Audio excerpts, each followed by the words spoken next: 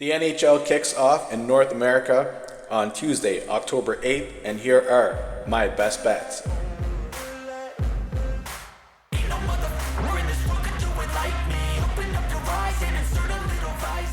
Welcome back to Just a Bet Outside. We have got 3 games on the slate to cover. We got the St. Louis Blues taking on the Seattle Kraken in Seattle at 4:30 p.m. Eastern. The Boston Bruins then take on the defending Cup champion Florida Panthers in Florida at 7 p.m. Eastern. And then the Chicago Blackhawks take on the Utah Hockey Club at 10 p.m. Eastern. So a nice little triple header with some really interesting matchups to get the season going. Before we get into it, don't forget to like, subscribe, and comment. We really do appreciate the support as it goes a long way to help the channel grow. And then also, if you haven't already, don't forget to go check out Steven's NFL videos. He is on a hot streak right now with the player props, especially over the last 2 weeks. He's been absolutely killing it. And then lastly, just a quick recap before we get into it. We did have a bit of action on the Global Series in the Czech Republic. So we went 3-3 over the weekend for the Global Series. In Game 1, we had 3 plays that cashed. So the Devils' first period money line for a quarter unit, the Devils' first period puck line, minus 0.5, also a quarter unit, and then a same game parlay of Jack Hughes, Jesper Bratt, and Tage Thompson to each get 2 shots on goal, along with an alternate total of over 4.5 for half a unit that also cashed. And then our one loss in Game 1 was Hughes and Tage to both record 3 shots on goal in a same game parlay. And the NHL did award Jack Hughes a 3rd shot, but then they took it away from us. So close to a 4-0 sweep in the first game, but we'll take 3-1, and we profited a half unit there. And then in Game 2 the next morning at 10 a.m. on Saturday, had a weird feeling about this game. Early start time, teams are still getting breakfast after the first period. So we just put 2 small quarter unit plays in the Discord. So we had Tage, Hughes, and Paterka to record 2 shots on goal, along with Jake Allen to record 20 saves, and an alternate game total of over 3.5 goals. And we smashed that all together in a same game parlay for a little bit of fun, quarter unit play. That did not hit. And then we also had a quarter unit play on the first period total of over 1.5. This had a hit in all of their head-to-head matchups last year, but unfortunately it did not cash for us in the second game of this back-to-back. So we ended up finishing 3-3, and we basically just broke even to start the season off. So it could be better, could be worse, but we'll take it now that the season is really kicking into gear. So the first game, you guys, the St. Louis Blues and the Seattle Kraken. These teams played each other 3 times last year. The Blues took all 3 games, winning 2-1 and 4-1 at home. And then they also won 4-3 in Seattle. In terms of the offseason, Seattle had 2 big additions in Brandon Montour and Chandler Stevenson. So you had 2 big adds to the defense core and the top 6 with the big center in Stevenson. They also extended Larson, Beniers, and Tolvanen. So the message and the intent is clear from Seattle. They're looking to compete this year. And then on the St. Louis Blues side, they extended Buchnevich, and they also made news around the hockey world with Dylan Holloway and Philip Broberg offer sheets. Going back to the good old Brian Burke days with the offer sheets getting thrown around. And Edmonton did not choose to match. So Broberg and Holloway are both St. Louis Blues now on good salaries, 2-year deals.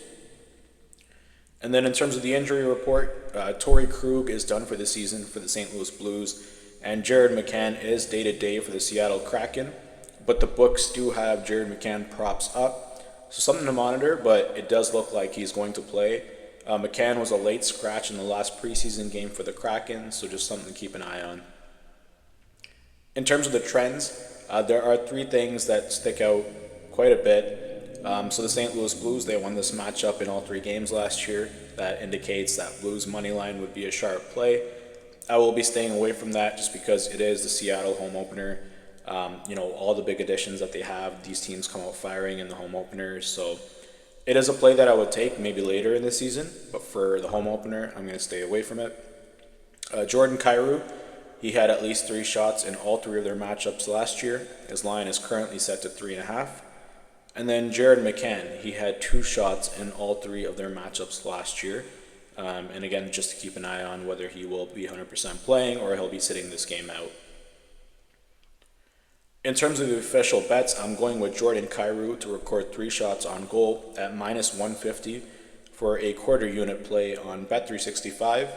And then I'm also taking a same game parlay of Jordan Kyrou to record 3 shots on goal and Jared McCann to record 2 shots on goal at minus 105 on Bet365.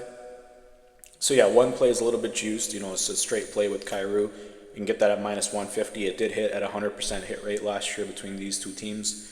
So I like that quite a bit. And then the second play also has a 100% hit rate between these two teams last year. It brings the juice down a little bit to minus 105 as long as McCann does play and stay healthy.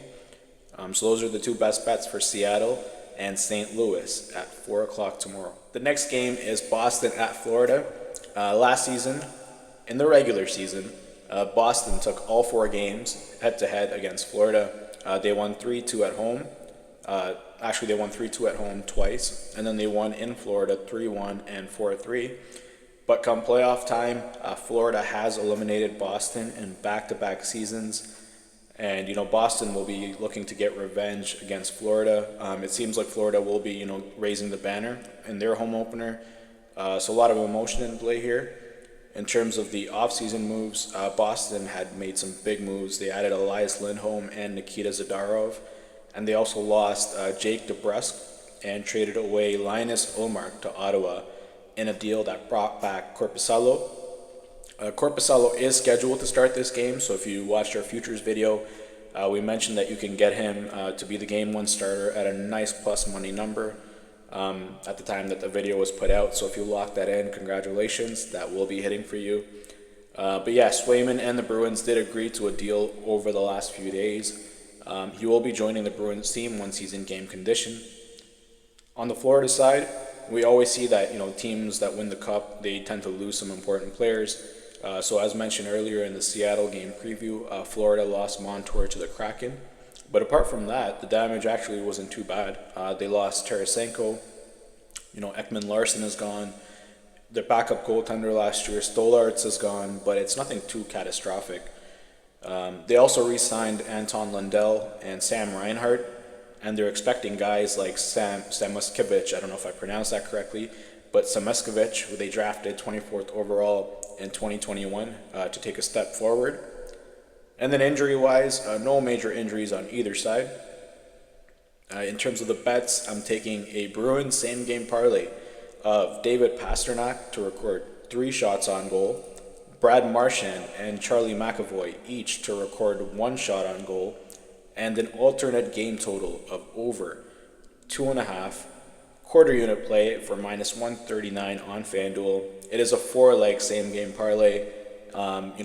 Pastrnak, he had at least 2 shots on goal at 100% hit rate last year between these two teams, and I'll take a little bit of juice there to for him to get an extra shot on goal.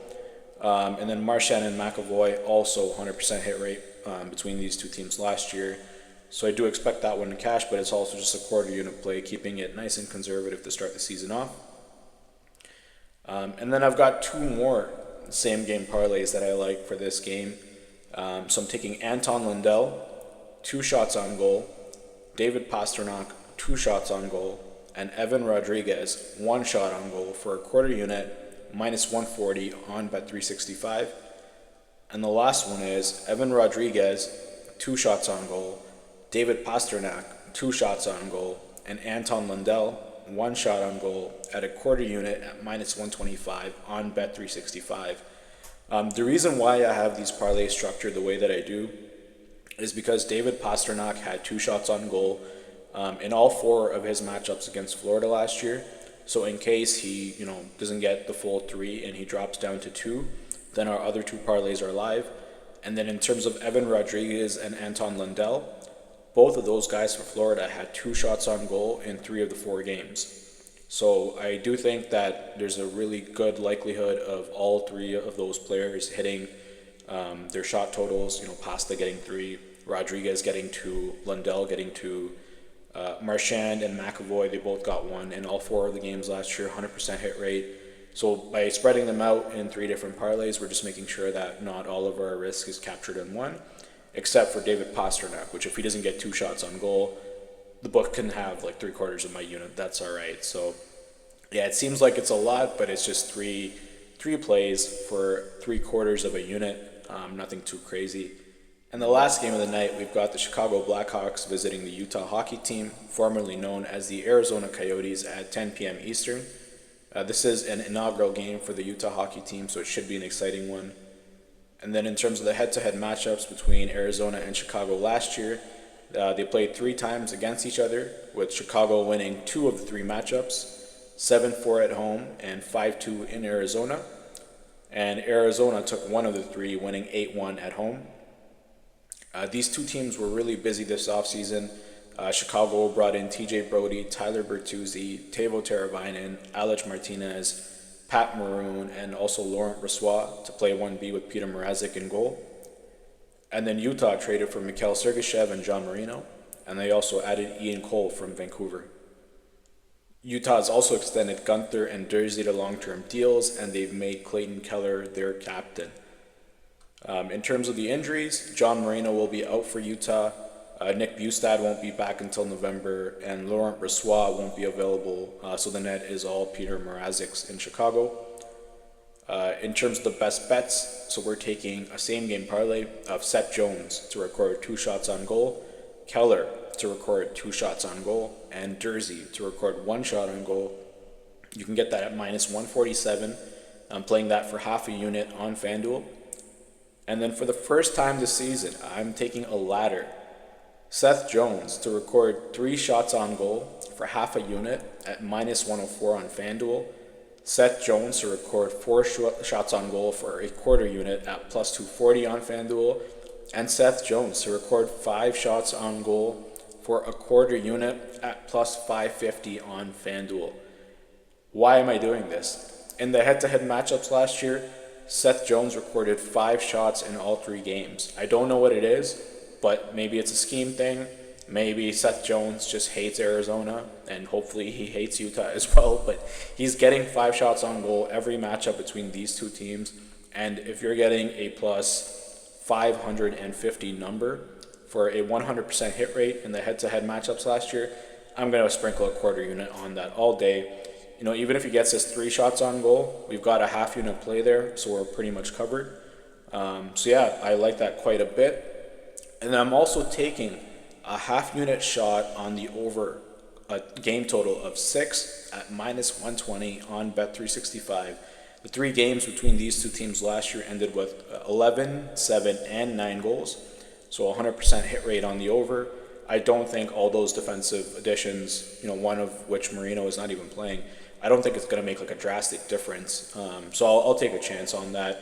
You know, those guys will mesh, people will get healthier, and it might make a difference later in the year, but I like that play at half a unit. And there you have it, guys. Those are our best bets for the triple header season opener in North America for the NHL. It seems like it's a lot of action. It's 9 bets in total, but you know, we only have 2.75 units invested. So trying to lay out the units in different places and different games to make it as enjoyable and profitable as possible. So once again, don't forget to like, subscribe, and comment below if you haven't already, and we will see you for the next video.